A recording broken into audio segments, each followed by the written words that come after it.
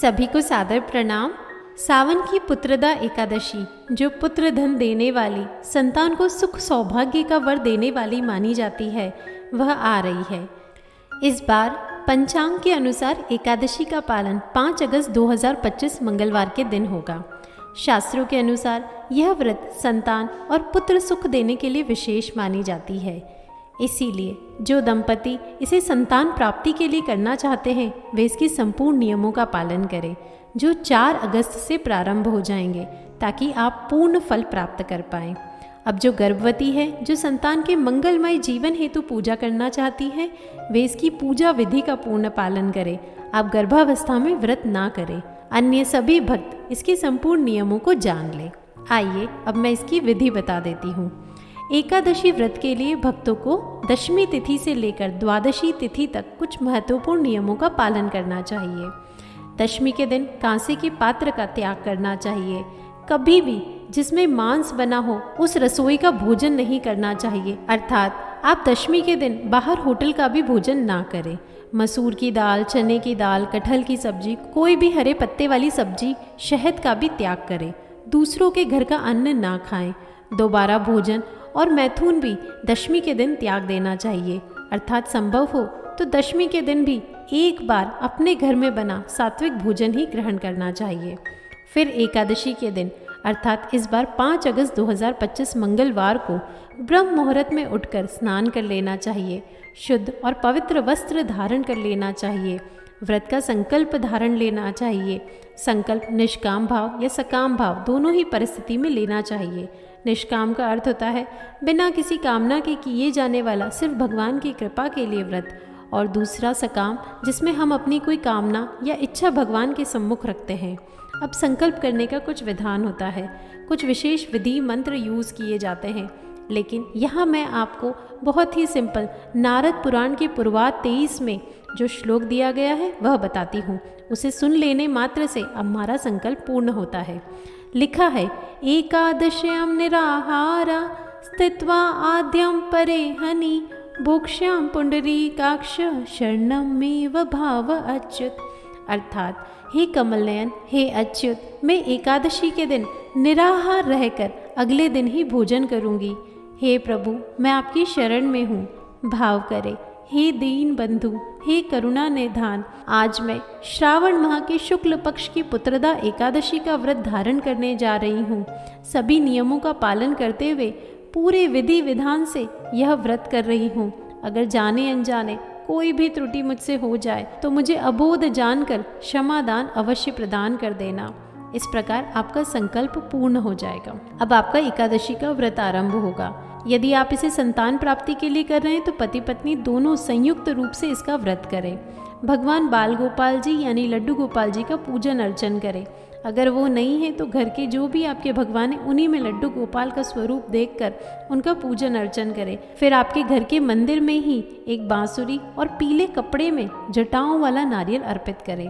उनको माखन मिश्री का भोग अर्पित करें, जिसे पति पत्नी 12 बजे के बाद प्रसाद रूप में ग्रहण करें। भोग अर्पित करने के बाद आप अपना गुरु प्रदत्त जो भी नियमित जप है वह पूरा करें। अगर कोई नियम नहीं लिया है तो 108 बार गोपाल मंत्र यानी देवकी सुत गोविंद का पाठ आप अवश्य करें। फिर अपना जप पूर्ण करने के बाद सूर्य भगवान को अर्घ्य यानी जल अर्पित करें।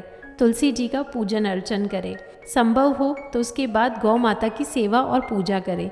उन्हें फल या फलाहारी वस्तु इस दिन खिलाएं। फिर अपने माता पिता, अपने गुरुजनों को प्रणाम करें। अगर वे आपसे दूर हैं तो मन ही मन उन्हें प्रणाम करें। फिर आप अपनी दैनिक क्रिया कर सकते हैं, पर आपको इस दिन अन्न का सेवन नहीं करना चाहिए।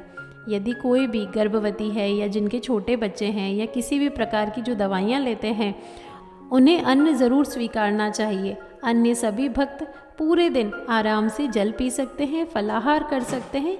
संभव हो तो फलाहार एक ही समय करें। अधिक ज़रूरत पड़े तो 2 समय फलाहार ले लें। जैसा आपका शरीर साथ दे वैसा आप करें। एकादशी व्रत में सर्वोत्तम फलाहार गाय का दूध एवं सभी प्रकार के फल बताए गए हैं। एकादशी के दिन किसी भी तरह के गेम, मोबाइल पर गेम या अन्य प्रकार के खेलों को नहीं खेलना चाहिए। ज़्यादा से ज़्यादा भगवान का ही ध्यान करना चाहिए। इस दिन विष्णु सहस्त्र नाम का पाठ, भगवद गीता का पाठ, उनकी कथाओं का श्रवण, श्री गोपाल सहस्त्र नाम का पाठ अति शुभ बताया गया है। शास्त्रों में कहा गया है, विष्णुर एकादशी गीता तुलसी विप्रधनेव च असारे दुर्ग संसारी षटपदी मुक्तदायनी। अर्थात इस दिन भगवान श्री हरि विष्णु का पूजन, एकादशी का व्रत, गीता जी का पाठ, तुलसी जी का पूजन, उनका दर्शन, ब्राह्मणों देवताओं की सेवा करना, उन्हें दान करना, उन्हें भोज करवाना, गौ माता की रक्षा एवं सेवा करना, यह 6 कार्य इस कठिन संसार सागर को पार करने हेतु मोक्षदायक बताए गए हैं। इसीलिए इनमें से जितना संभव हो वो सब आज के दिन करना चाहिए। साथ ही एकादशी के दिन झूठ ना बोले, क्रोध ना करे, लड़ाई झगड़ा एवं वाद विवाद से बचे, ब्रह्मचर्य व्रत का पालन करें। पुरुषों को भी दाढ़ी कटिंग या शेविंग नहीं करनी चाहिए। किसी भी मनुष्य, किसी भी प्राणी, किसी भी जीव को परेशान ना करें। दिन में सोना नहीं चाहिए। यदि किसी कारणवश आप सो जाते हैं तो स्नान करके शाम का पूजन अर्चन करें। रात्रि जागरण करने का भी विधान है। यदि पूरी रात नहीं जाग सकते तो जितना आप जाग सकते उतना जागरण करें। अगली सुबह एकादशी व्रत का पारण 6 अगस्त को किया जाएगा। पारण करने का शुभ मुहूर्त 7:15 से 8:21 तक है।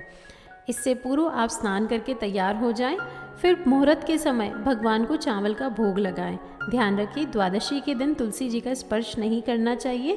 तो भोग में आप तुलसी जी ज़रूर लगाएं, लेकिन वह पहले से तोड़ी हुई होनी चाहिए। फिर आप सूर्य भगवान को अर्घ्य दें। संभव हो तो अगले दिन ब्राह्मण को भोज करवाएं, यथाशक्ति उनको दान दें।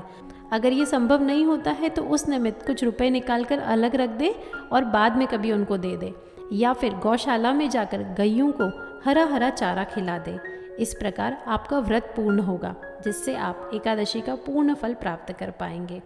वैसे तो हर एकादशी महत्वपूर्ण होती है, क्योंकि वे हमारे पापों को नाश करने वाली मानी जाती है, पर यह विशेष एकादशी पुत्र तथा संतान सुख देने वाली बताई गई है। आशा है आप इस जानकारी का पूर्ण लाभ लेंगे। भगवान आपको ज़रूर आशीर्वाद देंगे। सभी को सादर प्रणाम, बहुत बहुत धन्यवाद। अगर आपको हमारी यह जानकारी अच्छी लगी हो तो कमेंट में जय श्री कृष्ण अवश्य लिखें। धन्यवाद।